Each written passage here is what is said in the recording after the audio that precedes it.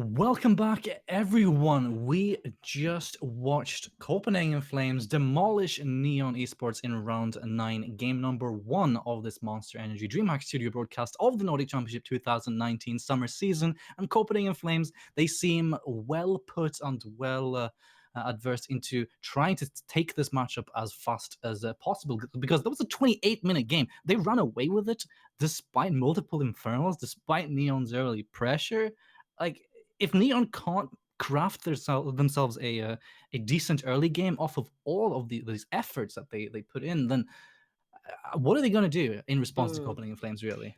It just all felt too lackluster, if you ask me, from Neon. We said they're either going to take clean, GG well played style, or they're going to really struggle until they lose. So I don't think I've seen them come back in a game. I've either seen them basically stomp a game or not win at all. So I don't know what needs to happen there. Like, maybe put some more faith in Veluxa. Don't just put him on such a very safe pick, which he can't really shine. So, sure, give him something that he's comfortable at, something that he's safe at, but also something that's like a comfort pick, but can actually turn around a lane. So, this time it's much harder, of course, because Nino is going to be on blue side, so you're not going to be very easily getting these counter picks, but there is a chance of you like grabbing one of these key champions that might not go through the first ban phase. And I just want Rain to not run like a crazy headless chicken from lane to lane to lane, grabbing summoners and never coming back to them. So focus on the ones that matter. If you don't want to put pressure on Veluxa to try and turn around the lane when potentially the enemy doesn't have a flash, then try that with Haru. There is the potential there for the team to have synergy in the top lane, the team to have synergy in the bot lane, and sure, they're letting Azito to scale until the late game, but if you have him on the Ezreal, if Tiara is not really roaming, then there's no point having Azador on the Ezreal. Give him something else. Give him, grab the Sevilla or grab the Kaisa before they do. Grab something that has a little bit more potential, a little bit more wave clear, something that in case you're post behind, like they did, like Copenhagen Flames forced them to do in the last game, you've got the wave clear and you've got a way to come back. Now, you had an Ezreal, full sort of AP with all skill shots. Sure, he got a pentakill, but that was like with his last breath, with the last breath of the Nexus hanging off. So half donated to him. I just want a little bit more oomph coming out of Neon. I want that extremely aggressive, well-oiled machine to come out and not being scared. And by saying not being scared, I don't mean doing these crazy plays that Haru did in the top lane because he felt too, impatient, and he was like, okay, I don't care where the enemy jungler is, I want to kill now because she doesn't have a flash. That's not how it works. So if Rain puts in the work, try to translate. Now, if we go back to Copenhagen Flames, do the same as you did. Great draft phase, great draft itself, great execution, good game well played. So if I'm hearing it right here, you want a little bit of a shake-up in the mid lane. Put Veluxa on maybe some pocket pick that he's got going on. Pull out the AP Kog'Maw if that's what he plays. So be it. And put Azathoth. Wait, I want to on see AP perhaps a Kog'Maw. little bit more. Yeah, I want to see AP Kog'Maw too. That's my Katarina. And put Azathoth on something more with some more early pressure, perhaps. But you seem to be fairly happy with at least the idea that Rain has, and obviously Haru in the top side as well, if I am interpreting you correctly here, Trouble. Right, and the fire doesn't really seem to be there. Am I right, Lance Minot? It just felt so lonely for Rain, and then it kind of felt like, okay, Rain got in pumped, and then it kind of went like, wah, wah, wah. So he wanted it, but it felt like the team wasn't with him somehow. And then Tiara, sure, he got some really cool hooks, but was it all a little bit too little too late, maybe? Yeah, perhaps Rain was busy filling up the balloon with air, but he forgot to tie a knot in the open end. So obviously that went a bit all over the place there. But yeah, still some defensive plays there coming in from Neon as well. As I pointed out, I'm pretty occasionally happy with Tiara's performance. I think Aztor was fine as well. So there's like, if you can manage to craft yourselves I a mean, little bit more I in early don't matches, should be care. fine. At some point, you can't care much about performance. Sure, you get a pentakill, but like, what has your contribution to the entire team been up to that point? And it's But pretty you were much been playing from zero. behind, though. Yeah, sure, but it's an Ezreal that never did anything. He couldn't poke, he couldn't get any kills. By the time he was, ready to fight, they fell so far behind that the Ezreal couldn't do anything. He was full AP. He had to rely on these Qs, on these Ws landing. And like again, sure, Tiara roamed at some point, but at that point that he started roaming, he couldn't get anything done. Veluxa played way too passive, and I do get it. I do understand it. It's a new player coming in, filling in someone else's shoes who did really great, but just play, because if you don't play well here, this is it. So play all out, play with your heart in it, play as aggressive as possible, and always calculated. I'm looking at Harrow right here, but he just doesn't know it. Play with no regrets. Troublelink is screaming it out to Neon, and I want to scream it out to Copenhagen Flames as well, because for both of these teams, it is literally all on the line here. This could very well be the last match series that either of these teams play this season in the Nordic Championship. We have to emphasize that a little bit extra. It's a very important match, and not only for Copenhagen Flames, but for the rest of the standings as well. And I think that Haru was playing with no regrets, or at least playing his heart out to some I extent. think he was But a playing with little no bit regrets, overconfident. definitely. A little Yeah, bit yeah. overconfident, perhaps. So we are heading into the second pick in the ban phase of the match. It is going to be Aatrox, Silas, as well as Kaiser removed away from Copenhagen Flames. So they're adapting a little bit, removing that Silas from the mid side as well as that Aatrox as well. Pretty standard. And Zaya with Kiana and Yumi taken away from Neon. So what would you say that Neon should prioritize here? Do you prioritize giving Rain what he needs? Do you prioritize the bot lane and give him the Sivir that you mentioned, or even Velox's? Oh, please no. Okay, it's very vanilla, Trouble Inc. We didn't get much spice. It's too vanilla though. This is what we talked about. Like, you're playing way too safe. This time you haven't even banned Azir. Azir is great against Corki. Previous time, at least, I think instead of Silas, there was the Azir ban instead.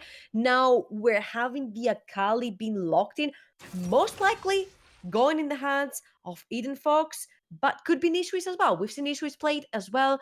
We know Eden Fox can't play the assassins. So this is again great for Copenhagen Flames, because the locking in the Rakan Kalira did amazing on that pick. They're taking a flex pick, which is very, very strong. You can do a lot of things with the Akali. You can take it on the side lane, which we saw, if I'm not wrong, in our previous best of three happen. We saw Godbro, if I'm not wrong, taking the Akali from the mid lane to the top lane himself. And no, don't do the same Oh, they're thing you doing did it. before. If it's broken, still don't fix it. Is that the motto, Trouble Inc. that they seem to be But going it for here? was At least they're broken. yeah, that's sort of what I mean here. But I mean, still, Azure had a fine Ezreal performance. Perhaps if they get a more even early game, they can perhaps do a little bit more with the advantages that they can gain out of the bot side. Now with Tiara's Nautilus here, that's fantastic. I should say, for opening up some crazy plays, and the roaming potential is still there. So honestly, I think it's fine. I think it's fine as long as you get the early aggressiveness and the split potential and the 1v1 potential from the top side with Rain on something that he can really, make the most out of, squeeze out every little bit of potential of these aggressive junglers. But leaving it to the second phase, though, I mean, the guy has a big champion pool, but I mean, do you really want to leave your star player to be targeted like this? I don't know about that, but again, it just okay. So you're picking the Nautilus to dominate the Rakan in lane, but then Kalira didn't even dominate in lane because she didn't have to, because she didn't care. So he was just following around Gooby everywhere he went. He was making sure to keep him safe. And when the time was coming, he was making these flashy plays going in with a quadruple, triple taunt. Now, you're picking the Nautilus to keep the Rakan at bay in lane, but then you don't have an ADC that can actually punish that necessarily. So you have the poke ADC, but they're sustained from both Gubi and Kalir with the Rakan Severe they're running. But yet you want to punish with the Nautilus, but then you don't have a very strong ADC. So again, you're going for that mid-game spike But then how are you going to do that if you're getting pushed in the entire time by the Severe? And then your jungler has been heavily targeted here. Jarvan down, Rek'Sai down. So the player that we highlighted in the previous one has been targeted. And then he's going to play on a tier 2 choice-wise champion. And I don't know if you really want that if you're Neon. Yeah, a little bit questionable here. It does open up for that Warwick that you were so nicely asking for earlier on. A little bit questionable if that's the one that's going to come in here, but that's Skarner for Young. Interesting with that pick there. How do you feel about a Skarner paired up with a Sivir specifically? That's absolutely perfect. You've got so many picks you can use here. Of course, you could try, if you hadn't showed so many picks, to lock in a more. Oh boy. I was Okay. about to say a Morgana because she's open here. It also counters Rakan. So Morgana in lane instead of the Nautilus will give you that passiveness that you want when you're playing with the Ezreal, but it also negates any sort of engaged shenanigans from the set of Copenhagen Flames and also negates the ultimate from Skana as well. Nunu coming in. Rain obviously has something in mind. I'm absolutely not behind Neon's draft whatsoever. Oh man, I really hope they in this one. I do enjoy Haru on Gangplank. He showed us that he can do things. And this time, I really want him to shine on that champion. I want him to have impact into the other lanes because on the previous one with the Camille, did not take advantage of Rain's gank into the top side where they took the flash away from Nishuis. He tried to engage at some point where Young was there. Very unfortunate timing. But then again, you're going to play on a very passive lane, Vladimir versus Gangplank. Sure, you're both going to scale out of lane very well, but that Vladimir does a lot more damage in the late game. And we've seen it before. We've seen Darkness going, picking the Vladimir and going around in different kind of lanes where it's more, it's more chilled, it's more quiet. He kind of CSs up himself. And then when he comes back into the team fight, it's like, whoa, where did the Death Cap Vladimir come from? And this is what I'm seeing here. You don't have that much aggression with the Nunu unless he snowballs like he did from the Javan from lane to lane to lane to lane, trying to force summoners, and hopefully there will be a repeat gang after that. You're very funny there, Trouble Link, with the snowball little peek there. I love it. But the Vladimir point that you made it's so true because we've seen not only Darkness, but we've seen many top and mid laners utilizing this pick in a very kind of slow and steady way, where you'll see him roll through the early game and have a pretty easy laning phase with all of that sustain. You got the sanguine pool to keep you safe, and you don't really need to go for any shenanigans. You can go for that obviously level 6 flash, empowered Q play if you have the damage for it, obviously. But not that likely without the ignite here. But it's gonna be a Vladimir that sort of it flies under the radar for such a long time, and then comes at you like a friggin' nuclear missile in the later stages, and will perhaps roll over them. So it's gonna come down to again Haru here, to how hard he can punish, as well as Rain. But I don't really feel like a Gangplank and a Nunu combination can necessarily shut down Nishu is Vlad It here. can't. There's no hard lockdown anywhere. There's no engagement anywhere unless Tiara somehow manages to pull out a godly hook where with pull on Vladimir, with spell shield on Severe, with so many displacement spells on Eden Fox. And then who's left? Kalira, sure. Kill him, fine. But then there's still so much damage and CC potential on the rest of Copenhagen Flames, where once you've wasted the only CC you've got onto Kalira, who can also get away from the hook, by the way, I just don't see. I see too much passiveness on Neon Esports' side, where I'm feeling like this frustration will come back in, where they're going to be trying to force plays, but then this time, not only will they not have the advantage, they won't even have the tools. Hey, you know what? At least we get the Nunu bot skin. So that's a positive there, Trouble Link. We are going to head into game number 2 here with, Anunu, my analyst is disappointed. The troubling seal of disapproval has come in for Neon, but I'm a firm believer that it all comes down to execution. So I'm curious, and Oh, I'm ready to absolutely. be positively surprised here by Rain. I'm waiting to be proven wrong by Rain here, and as we can see, we might have a very late invade right there. Of course, Nunu with his W and the smite, exactly. He can actually steal this buff, and it could potentially be the case. Yeah, they're forcing him off, and Rain starting up strong. It steals that red buff away. Straight up force Nijui's on Young away from that buff. Meanwhile, on the bot side, it's going to be Kalkira who goes on to Azator, finds that trade beneficial for them, and just barely Copenhagen in Flames wins out. So, But look at how slow this is, and they've got vision on Rain at this point, so I don't think Young will have a problem to get his blue buff, and they go all the way to the bot quadrant of Rain's jungle and grab that red buff that was denied from his own.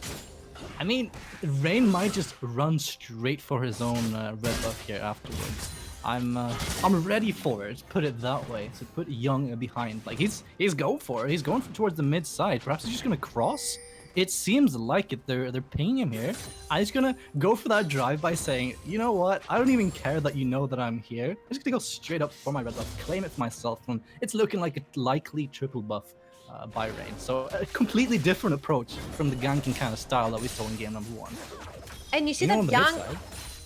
Yeah, Veluxa has not been having a great time against Eden Fox. And I wanted to go back to Young because you see that it doesn't matter for him. He is going to stay and farm. He's not going to play too aggressive, even though he does have priority on both bot side and middle. He doesn't want to take any unnecessary fights. He's like, fine, you want 3 buffs? Grab your 3 buffs. I don't care because...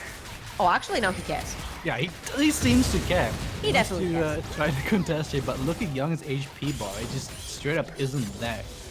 So unfortunate situation from him. Obviously, you know, when he started red buff, he took a chunk there and then was forced to start all over again, alone, pretty much. So a little bit rough for Young. Can't find any wins. Poor guy. Can't find any wins. He couldn't find any in the previous game until some members misstepped from Neon, and he could find an opening there, but Rain is in the top side. How can they shut down a Vladimir? I guess we're about to find out. Flash forward, Sanguine Pool, I believe has been used already. Fox is roaming. Pickle here, red buff is there, and Power Q is going to come in. Sanguine Pool finally comes in, Eden Fox with a flash forward, but the first blood comes in for Haru, so questionable flash by Eden Fox, doesn't really do much, and, you know, we got our answer there by Rain and Haru. I mean, overzealousy maybe there by Eden Fox, trying to put out as much damage as possible, so potentially Nishuis would get out of there, or they could even more flashes forward, which would mean that they would trade at least the kill, because I think it was obvious that Nishuis was gonna go down. He had already used his pull, he had already used his summer spell, so there was no other way he would be able to get out. At least he doesn't have to burn that teleport, because Haru is going back to the top lane, and he's sort of, you know, freezing the wave, waiting for it to push. No, it's gonna push towards Nishuis, so at least he doesn't lose much. In fact, he's gonna be actually ahead in farm after this wave pushes in. So, nevertheless, this is not a Gangplank that plays Klepto or anything, he's playing Grasp. So, all of this farm sitting down underneath Nishuis' tower, he's going to be able to go straight into his pocket, so he doesn't necessarily lose that much. Teleport's still up, grabs all the farm, so he's going to be alright with this one.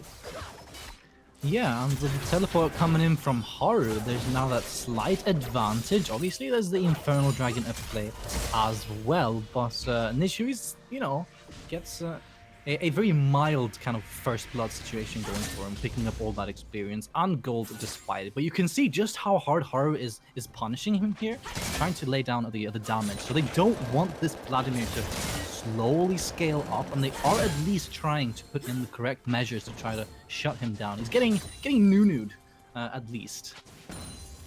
And this is the great stuff at the start, because Skarner will have to wait until level 6. He wants to have his ultimate to try and make some plays.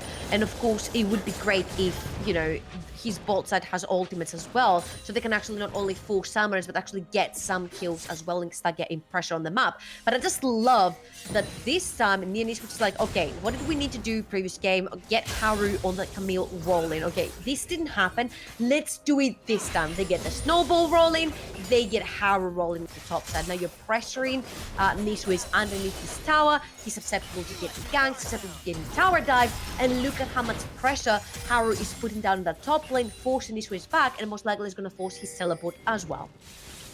Yeah, rough. There is that teleport coming in. In the ball side, however, Tiara does get knocked up by Curl here. Oh no, the fail flash. You hate to see it. Gooby finds that one, but Aztar with the arcane shift finds the return kill onto Tiara there, but it's a double kill for Gooby. However, they got Nunu'd as well, and making it a 2-for-2 grand total here with enough neon pressure to dissuade any Copenhagen Flames and Dragon shenanigans.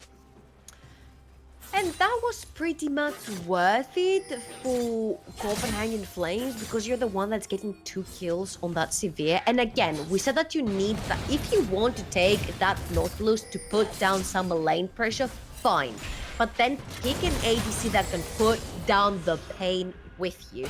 And you saw there that the Ezreal was a little bit lackluster in the damage. So even though it was Tiara engaging and getting the initial CC down first, it was Gooby that returned all of these damage that even before Veluxa came there, he already had a double kill in his pocket. So great stuff, great response coming in from here. But there is going to be the Infernal Dragon started now by Copenhagen Flames. They've got all the members here. Obviously, Tiara's going to try to scout, put that wall down, but there's no TP either from Elixir or Haru. There is that Cannon Barrage coming in, but Tiara is going in way ahead of his team. The True-Shot Barrage is there, however. Rain gets the Blasting Cone and steal it with the Consume and the Smite. That's the power of Nunu for you. Yoinks it straight under Young's nose. And, I mean, the perfect stuff by Rain. I'm liking it so far, honestly.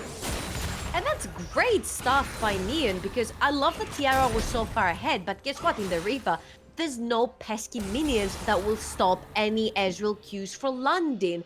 So Tiara stayed there in the front line so long that nobody cared. Nobody picture that Rain could be blast throwing in and stealing that, because they all had their eyes on Tiara trying to engage from the side. Of course, you can't really beat Consume Smite when you just have a Smite on the Skarner. So great stuff right there. I'm enjoying this so much more because it's Neon putting their foot down and saying, no, we want the early game, we'll take the early game and we'll snowball it from there, like they usually win their games with. And hopefully for them, they can translate this one into the later stages of the mid-game as the turrets start falling with this double ADC composition, or hopefully they can even get there for their own sake. Edenfox meanwhile on the mid side. Look at the amount of damage that he can put down onto poor Veluxa. Down to 15 CS despite that kill up on Edenfox, and it's just the power of this Akali is going to be a menace, during the later stages here. So if they can't deal with Edenfox, I think he's going to be the primary menace, the primary thorn in your heel here. And then obviously Nishu is coming in later on. However, Tiara has other thoughts, but small little hook there. Yeah, he's a little bit solo there. But of course, Edenfox does not know that. He doesn't know where Rain is at the moment. So it's a little bit dangerous to try and pick a 1v1 fight, which you would eventually win versus the Nautilus. But then there was already the Corki that had picked up the packet, so he would get there in time. So it's not really worth it to try and get Tiara down if they're going to trade that kill on you, because then they will take the push in and you're going to lose experience and gold. It's definitely not worth it. Great stuff right there from Edenfox. This is the difference between knowing your limits and making overzealous movements there, like we talked about and we criticized Haru in the previous game. Now Haru is doing absolutely great. He's ahead in CS, he's ahead in experience, he's able to bully down that Vladimir. He's got so much money into his pocket from all these plates. He's about 1.3k gold up from this Vladimir. So, and he's got the global presence with the Gunplank ultimate. So stuff is going great for Neon so far. Now they need to translate. They've got Shelly in their sights. They have Consume Smite is very real, however, and Rain it's just straight up his neutral objectives. Oh, the solo killed by Veluxa coming in. Eden Fox dies at the hands of the substitute Neon, a mid laner, and that's exactly what we need to see. The mid lane Shelly. Veluxa says vanilla is a very tasty flavor, Troubling. I mean, you can't go wrong if you play safe. So this time though, he might be playing safe, but he's not playing passive, which is the key here. So yes, he's staying alive, but he's staying alive farming. He's moving that roam down towards Gooby. He shut him down when he got his kills, was key. And now they're gonna take one free tower. So many tower placements going into Veluxa's pocket. You're gonna be able to get that Trinity Force super quickly, and that's gonna snowball you out of control in the mid game. This is Rain at his finest right now. From unhappy analyst to getting nude to happy trouble, we've seen the full process here, and yeah, Neon are definitely looking much better here in the second game. There's that Trinity Force that you mentioned also coming for Veluxa, so him getting that kill on Eden Fox mattered a lot, and now it sort of comes down to how well can they use this Cookie Power Spike. There's a mid tower with a single turret place left. Obviously, Haru is relentlessly sieging this top side as well, with only 2 also, so they could start rotating around these ADCs if they want to, but obviously with Veluxa's TP already used, perhaps not sending him to a side lane would be the best choice here. But okay, so one specific question, Trouble. Do you think his choice of not going Hexsprinkle here is going to pay off for them as he hits Trinity Force right now? He doesn't really need it. I was about to mention that he doesn't really. Ishu is nowhere near in the fights, so he's scared of him. And Eden Fox is not in any way, shape, or form a threat for him yet. Plus, Young, you're gonna see him coming. So you've got your flash, you've got your jump away. You're gonna be fine. You don't really need Hexsprinkle yet. Sure, you might need it later into the fight. We might see Azito building it as well, because you've got a double AP threat coming at you. But I want to focus on the fact that right now it's Neon Esports with 3,000 gold in the lead. 2,000 of that gold is sitting in Haru's pocket right now. And 1,000 ahead for Veluxa as well. So this is exactly the plan every time Neon gets into the game. Get Haru ahead, get Yamaru ahead. This time it's Veluxa in the mid lane. He's doing great. Rain is doing fantastic, playing towards the top side of the map. And you've got a little bit of spice with Azito picking up 1 kill for himself as well. First tower down. Look at the lockdown onto Eden Fox. He tries to go for the kill there, but I don't think it's going to be it. Veluxa is feeling it. This man's warming up off of game number 1 there, and the 3rd kill of the game coming in for him. And questionable decision by Eden Fox. Questionable decision by Eden Fox, so his tower was already going down. Tiara might be caught in jungle. Seems like it. There's that suppression straight into Nish, who is ultimate there. He played Lance, but it's going to be absorbed by the stopwatch. Tiara is on point with his timing, but he's in the middle of 4. Absolute Zero is there. Quickness, ground entrance. Brykel here is going to peel enough for his teammates, but watch that flash forward by Haru here. Oh, he manages to get the poly despite the flash away by Kalhiera. And Neon, they're looking unstoppable, and they're playing this game with a vengeance in game number 2. Oh, so many low health bars right there. I felt like Neon could have chased. They're doing the good decision of pressuring objectives instead. And everything looks like the good, all clean early game aggression. Neon, it all starts with the man, the legend, Rain on that Nunu. This time, focusing on the lanes that matter, and actually the lanes this time translating. Because remember, sure, Rain does, half of the job for you, but you need to do the rest of the half. This time, the lanes are improved. The lanes are translating the lead given by Rain into an actual lane kingdom lead. 2-0-2 for Haru in the top lane. 3-0-2. Veluxa is doing absolutely fantastic this game. He's been unlocked. He's been warmed up. He just needed 1 game, to get into the climate of the game. And now he's actually rolling. He's so also close to that Infinity Edge. Once this is completed, with the Ezreal on 2 items as well, they're going to be unstoppable. Yeah, these guys are gonna hurt for sure once they get these secondary items coming in, and I feel like they've hit their power spikes, and the power spikes just keep on peaking off of how far ahead they seem to be off of Veloxa and Azator alone here. Obviously, with if you take a little bit look at the goal difference with Veloxa versus Esports, for 5K, oh my example, god. that's like 2,200 gold ahead of his mid lane counterpart, with Gooby being far behind as well. So they're really utilizing these picks. And Azator has to flash away by Eating Fox. Perfect execution, as well as that 5-point strike is gonna spell doom for Azator. However, in the bot side there is that Noah's ultimate coming in, and Rain is there as well. But can Eating Fox manage to step aside? No, he can't, because Velox is obviously there.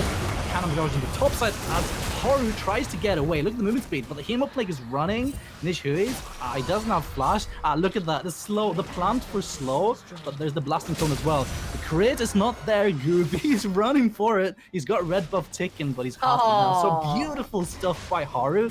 And on the other side of the map, his team is pressing. Oh, they're going for the play. They're going for that it. inhibitor tower. They have the wave.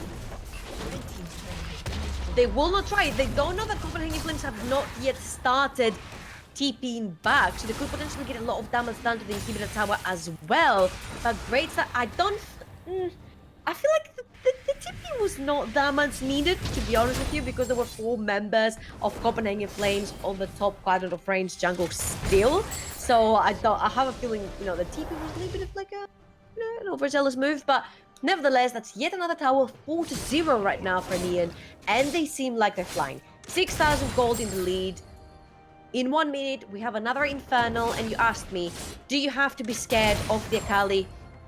At the point where the Gunblade is completed, yes, you have to. So I am expecting to see some Hex triggers being built. On Haru, it's already become a more Mortius. So I'm expecting Veluxa to do the same, and Azit as well, because you can see that Eden Fox, even though he's 1-3-0, he could 1v2 Tiara and Azita and take Azita with him. Yeah, Eden Fox is looking really scary at the moment with that Gunblade's completion. And I feel like it's kind of his job, as well as Gooby, with Kalhira and the Peel and the engages, right? To keep Copenhagen Flames in the game for as long as possible until Nishu is unlocked.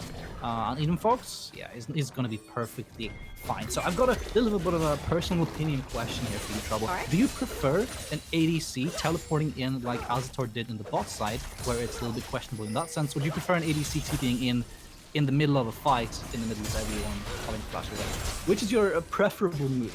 I don't think there's a preferable move, and this is why sometimes the ADC is going to be dodgy, because yes, you get the good rotations, you get the fast rotations, you get the farm, you need to get to where you need to be while farming in the side lane. You can actually be in the team fight as well after the teleport. But this is the question that every ADC has to answer, where the TP call comes in. Do you teleport straight into the fight where there's the, like you said, the threat of you might having to flash away straight after, but then you'll be able to do damage but also die? Or do you teleport somewhere where it's, you know, far away from the fight, so you take a while to get there, as well as taking a while with your teleport being channeled, so there's a big gap of time where that ADC is not outputting any damage, and there's, you know, that threat of your team not being able to win the fight because of the lack of damage. So it's kind of like a double-edged sword. Which one do you prefer? Now, of course, there are times where the ADCs will TP in before the fight when you have the engage. So yeah, I don't think Azator's TP in the previous game was my favorite. I'm gonna say that. It was right in the middle of everything, and right after everything was done as well, like way after the team fight. But we'll stick to, I would prefer if the ADC actually TPs into the fight and has to flash out. You know what? That was a much more detailed answer that I could have ever expected there, Trouble. You really went hard at it. Sorry, I my mathematical mind is like doing stuff. You know, I'm kind of like a computer. I work with algorithms. Ask me something. I just type in a question via voice control here, and you just produce an answer. I love it. This kind of analyst I dig to have by my side. Pleasure to have you back, Trouble. Pleasure now, to be here. What is the next step here coming in from Neon if they want to really push their advantage before Copenhagen Flames? We have the double needlessly large rods. Look, it's looking scary on Nichiris. So it's getting there, baby. It's getting there. Truly press their advantage right now. If you're Neon, just keep on doing what you're doing. Keep on forcing them to try and fight you. You still have the edge. the advantage. You know, you've got the Infinity Trinity Force on the Corki, super strong. Manamune transformed into Mura Mana for the Ezreal as well. So if you've got two really heavy hitters in your team, plus the poke, you've got the engage right there still from Rain. Plus you've got Haru having their best time of his life on the side lane. So you're gonna have to probably get Eden Fox to try and match Haru and pray for the best, because even 1-3 and 0, this Akali can actually do damage. She could potentially 1v1 the Haru. Now Hexring comes into play where you're like, we need to take that in consideration, because I don't know if I can 1v1 this guy when he has the extra shield on his back. So try and force them into place they don't want to be in. Now, I was hoping to see that 1v1, see who wins, but Eden Fox very wisely pulls out of the fight. Yeah, he wants none of it. Instead, it's going to be Neon who gets that opening here to start the Baron, but they will be scared so far by Copenhagen Flames' potential answers. But watch Haru in the And bot do side it again. push Eden away. You can just go up there in the boss side and try to press these inhibitor turrets, and you gotta get that answer out of the Eden Fox. But you said you were looking forward to seeing that 1v1. Who do you actually think wins it? Because that's so crucial for how the Baron plays out with the TPs available onto Eden Fox. I think right now with the items completed, I would give it to the Gangplank. He has the extra magic shield. He also have the Executioners, which will cut the healing from the Akali. So I will definitely give him the edge. He has much more money in him. He has 10.5k gold equipped versus 7.3 equipped from Eden Fox. So yeah, no. I would definitely give it to Haru. It's really hard. That's why you need to take two people to try and take Haru down. Thankfully, you've got so many teleports in your team to try and use these two people to get Haru down. But at this point, I think they can just brute force like they do not here. You've got the poke, you've got the double ADC comp, you've got the Nunu. You have such a fast Baron killing team and a Mountain Drake on your side and double Inferno. I would say just pretty much go for it. When Young gets anywhere near, just jump on him. But there's so much disruption on the side of Copenhagen Flames, though. If they do find that their own disruption windows here with that Kali, with the Rakan, with Young Skarner, you can pull them out, and then Nishu is obviously coming in. He's sitting on what? Yeah, he's looking for it. There's the death cap with the Protobelts as well. That's one scary flag. Hey, we're online still. Yeah, we're online. Copenhagen Flames, they've reached this point, and now it's their time to try to utilize this power spike of their own, right? They've been sitting back, watching Neon reach their own items over and over again, playing catch-up. Surely, this should spell at least a contestation for the Baron for Copenhagen Flames. But you see here, there is no hard engage necessarily from Neon, so they're trying to get Tiara to hook someone with the anchor, and that opportunity is never in front of him to take. So eventually Nisquich will join the fight with the death cap. This is gonna spell trouble for Neon, and then Azita's damage will fall off compared to the Severe. And even if the Severe is hitting Rain, you know, the Ricochet will crit on the back targets as well. So it doesn't matter that you've got a front line, the Ricochet will hit you with an Infinity Edge Essence Reaver build. They pulled in Azita's TP yet again, but you see, there is nothing they can do. They've got Nishwi still farming on the side lane. They can't pressure the tower because Severe wave clears so well, and they're right now at this, you know, no way street where they're like, okay, we can't force a fight while there's a forced fight in the bot side, so they can't force a fight, they can't do the Baron. What is going to happen? Actually, they've started the Baron. They started the Baron again. Yeah, they get Azure there. I was just about to criticize a little bit, but I'll get to that later on. Watch Young. The death charge comes in from TR. The lockdown is there for Luxa. With the 5th kill of the game, the smite has disappeared. On the bot side, there's a fight going on, but I want to see here with the Rain now securing that Baron. Edenborg could not get involved, and that's going to be it. Neon, they're in the driver's seat. They should be able to get this double pressure now. And that was perfect. Try to force over and over and over again until Young sends Tiara is there, he locks him down, Azure jumps through and literally destroys him. They grab the Baron, they grab 2 kills, and now they have Haru in the bot side with no reply whatsoever and 2 more lanes pushing. This is going to be bot inhibitor tower, mid lane tier 2 tower most likely, and top lane is pushing as well, and Rain wards maybe another kill? No, he's just gonna stop by the red buff check. Yeah, who's even going to deal with Haru now? This man seemingly unstoppable with 12,000 gold in items. Will be sitting down there in the bot side and causing havoc here. Eden Fox trying to disrupt the top side though. Rain with that ultimate 0. Eden Fox pulls out of it. There he is. He's going in, tries to get something as he knew that he was dead. However, nothing's going to come out of it.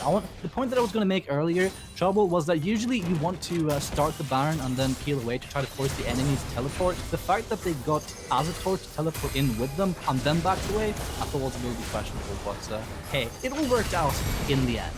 You actually want Azita there. Oh, they're forcing the By fight. topside, flash forward by Kalhira, goes for the quickness. The quick assassination there by Gooby is going to cause one to fall, but the return is there. Velox is just too strong. Meanwhile, Haru in the bot side is pressuring Nexus turrets, and surely this opens up for the rest of Neon to go onto these inhibitors. The teleport comes in from Veloxa. They seem to be committing here with Haru playing Disruption. Or are they? Oh no, they back away again. Okay, I have to call it out now. This is getting a little bit ridiculous, but the usage of teleport on Neon has been questionable at best. Like, we see the same thing going on over and over here, that they pull out their own teleports and then leave. Miscommunication, perhaps. I don't know. I will only agree with Azita's TP onto the Baron area because you want him there to try and burn the Baron down as fast as possible, also poke outside of the pit, try and get people low enough. But now, there has been a few missed teleports, I would say, especially in the previous game. They fixed them quite a bit in this one, but I feel like there comes the time where it's like, okay, Veluxa is the new guy, let's not be too harsh on him. Sure, he's not gonna have, the same kind of communication like the other players who have been playing for a while together, so let's just be a little bit kind on that part. I just love the fact how Azita has adapted his build, gone from the full AP to the sort of AD-ish build onto the Ezreal, because you've got that front line, you want to be chucking down the health, so he's gone with the Blade of the Ruin King, plus the QSS, plus he has Arcane Shield. You're never gonna catch Azito, while you're gonna be catching his Qs. Kalira! They seem to be catching Rain instead. Ruby gets the kill onto Veloxa. Now the key target, Veloxa, is down. That big Corki is out of the play. Here comes Haru, however. He doesn't have flash available to him. Now he's stuck underneath Nijhuis, but seems to be able to pressure him away from that top inhibitor. But who even cares, because Neon's pressuring mid-side, and they will be able to rotate wherever they want after this. Going to take the defensive route, but that's 2 inhibitors down and an open inhibitor topside. They can afford to play it slow. Oh, they can afford to play it however they want right now, because pressure is going towards Copenhagen Flames. Now, you still have a third inhibitor standing, you still have a Nexus Tower. The fact that there's so many minions pouring into your base means that you're gonna be absorbing all these minions. 333 farm onto Gooby Severe, which will slowly but surely starting to hurt a lot. Now, we saw a little bit of an overextension by Gooby on the top side fight when Kalira went in, so you definitely don't want to be seeing this, but this is almost a 4-item Severe we're going to be seeing completed right now. The Phantom Dancer, 4-item Severe, is definitely going to hurt. We still haven't seen the impact from Nijhuis. It's kind of been very silent up the top lane ever since Haru got ahead, and he was very able to translate that into basically lane dominance for him. So I'm waiting to see the next fight, because sure, you have a 6-in-1 Corki on your side, but that Severe is going to start putting down the pain as well. Plus a great flank from Eden Fox and Nijhuis could possibly do the trick. The tools are there for Copenhagen Flames. There are not a lot of QSSs apart from only Azita, so you do have ways of pulling someone into the fight if you're young. Yeah, they seem to be going full damage here. The engage is coming in from Rain, and there it is. The pull comes in. It's onto the tankiest member, however. It's taking a lot of time to go down. Stopwatch finally has to be used there, and it takes so long to kill Rain that they have to lose Niche Hui's in return. Now, is that going to be enough for Neon to pave the way for a game finish? Because that top lane inhibitor is still standing. They came for the assault, but they seem to be leaving with nothing unless Copenhagen and Flames leave it open again. Okay, here we go. ADC teleport in the top side. Azator commits. Surely they have to get this inhibitor down. Don't back away. Just go for it already. Just go in, have Haru pressure the mid side as he is doing. Take your time if you have to. But I mean, it's yours if you manage to stay for long enough. Haru's bringing in a big wave. Yeah, Haru's causing that one to crash. It forces an answer, and there it is. Finally, triple inhibitor for Neon. And they back away. Baron is alive and well, not for long because it seems to be the next target, but finally they open up the base completely. Ooh, and I found this to be very well played by Neon. You know, they played the sides, and I feel like this game is the Rain and Haru show. Haru has done so much from the side lane. He keeps on drawing pressure to himself. He manages to get so much out of that his team gets free to do whatever they want on cross-map plays. And he hasn't even gone down once this game. Thankfully for Copenhagen Flames, they did concede that top lane inhibitor, but they have another one that just spawned. So thankfully for them, no more double super minions will be raining in. Now, that being said, they had no way of getting into this fight because Niswiz was down. There was no way for a flank. Fox had no ultimate, and right now they're again stuck between a rock and a hard place because Niswiz has no flash. He just has the proto belt, which has been used. He will have it up very shortly, but you can't really do much just with proto belt, so a flash would have been better. Maybe he could find a teleport flank. Possibly that would be a thing that would save them, but Neon are just playing this so textbook, pushing every single lane with Baron, try to force them away from this inhibitor, take the inhibitor, pressure with double super minions, win the game. Yeah, there's a much better look for Neon here in the second game, crafting themselves that advantage. We got exactly what we wanted from them. Rain being able to translate so many early. Meanwhile, Hook lands onto Good, forced to flash away. And meanwhile, there's a Eden Fox in the middle of several. Rain's being locked down, but once again, it takes so long to go down. Haru on a rampage, and now it's cleanup for Copenhagen Flames. They're doing it. The defense is here again. However, Neon and Haru are still this deadly two-man crew. Yeah, the knockup is there by Kalhira, but surely it's not going to be enough. And it's pretty much Kalhira who is alone having to defend against Haru as well as Rain on this Nunu. Alone as support, they're not going to do it, and it will be Neon equalizing to 1-1, keeping their playoff dreams well and alive. Oh, Tiara with that godlike anchor into Gooby's face. That was beautiful. Gooby with both his spell shield and flash summoner up. Little bit questionable there how you get hooked through all of these minions without using any of your basic defensive spells that you have on you. I think that kind of dictated the entire pace of the last team fight because Niswiz did a great flag at the back. I think he kills Veluxa in this team fight as well. So the 6-1 Corki is out of the way, but then your ADC cannot deal any damage because you died to a hook when you've got a spell shield. So great stuff right there from you. I'm so happy they proved me wrong with this draft because it looks so grim again. I'm like, oh my god, Azita, resident sleeper down the bot lane feels Batman, but it did show in the 2v2 as well. When you saw Azita and Tiara 2v2, Gooby and Kalir, you're like, oh no, the edge of game is not putting down enough damage. You get the first lockdown CC, but then you can't turn down. Then you can't really get a kill. But then Veluxa comes down bot lane. He grabs the assist from there. Rain plays towards top side. And the most important thing is that Haru this time was able to translate the lead given to him by Rain. Yeah, Haru and Veluxa completely unlocked in the second game here. It did translate into a very dominant kind of mid-game fashion. They secured a grand total of 4 dragons for themselves, and Towers didn't stand a single chance. They didn't lose a single one for themselves. So this is the Neon that you were calling out for after game number 1. We got it. You asked for it, we got it.